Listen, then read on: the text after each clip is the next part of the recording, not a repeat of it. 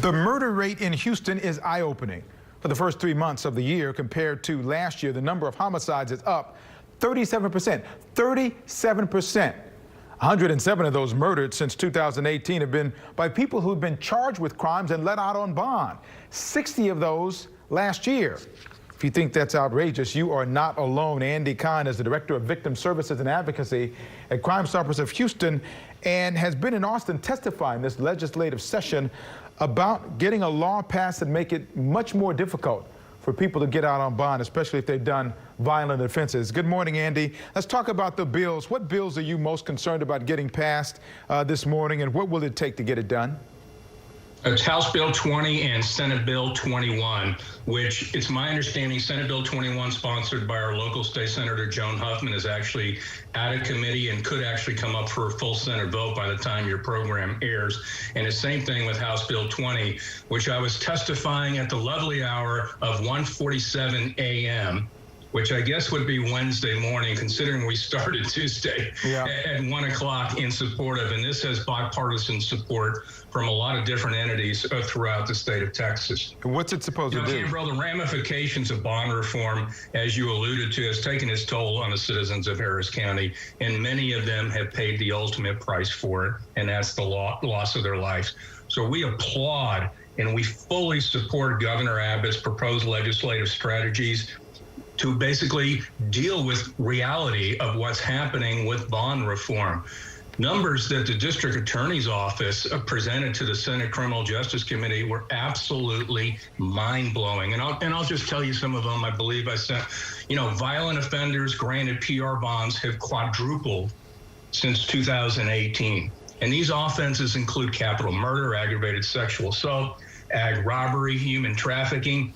The number of offenders on multiple bonds have absolutely skyrocketed.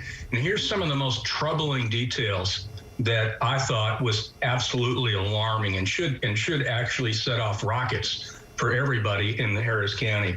The defendants released on 2 to 4 bonds charged with new crimes have almost tripled since 2018. Homicides by defendants released on bond more than doubled since 2018.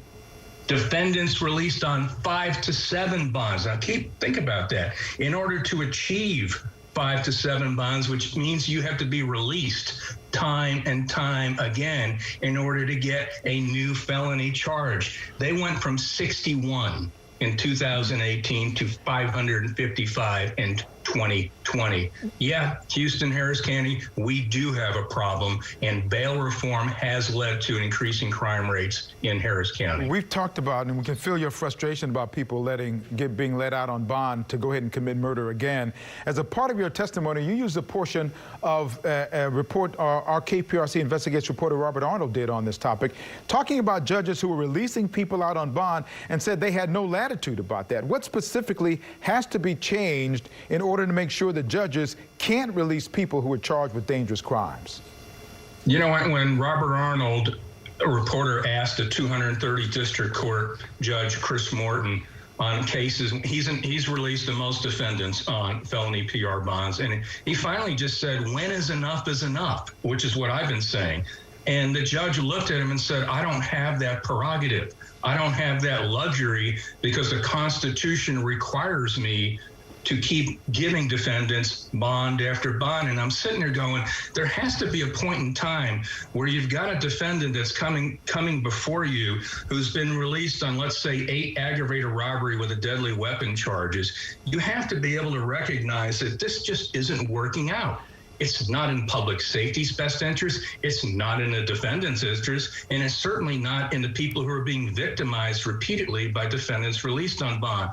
So the bills that we're proposing would allow judges more latitude and more discretion not to allow repeat habitual violent offenders back out on bond. There would actually be a risk assessment assigned to each case. The courts would be provided with all documentation of prior criminal history so they can make prudent decisions on that. And I think that's pretty much all we're asking about. You know, Crime Stoppers makes it perfectly clear. We supported misdemeanor bond reform. What we don't support is when public safety is placed at a higher risk, when career habitual offenders are continuously released back to the community to reoffend time and time again. So how optimistic are you? Going through will deal with that. How optimistic are you that this will get done? And even if you get the best outcome in Austin, how long do you think something like this will take to get into play?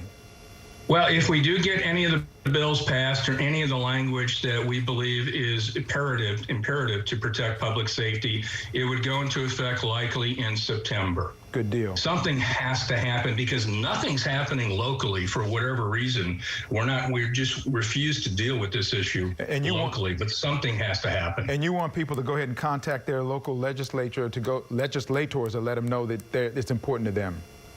You know, you have a voice. You know, there are people up in Austin represent you. They essentially work for you. Make them work for you. Let them know this is a big concern. Crime is on the rise astronomically in Harris County, and like it or not, a major portion of that crime is due to the revolving door at the courthouse. Let them know that you want these bills to fix our broken bail system so that you can feel more safer. Andy, well said. Thank you so much. Good luck as you press forward with these efforts, not only this effort, but all the other ones that are being pressed forward by Crime Stoppers of Houston. Thank you very much for being here this morning. Anytime, you bet.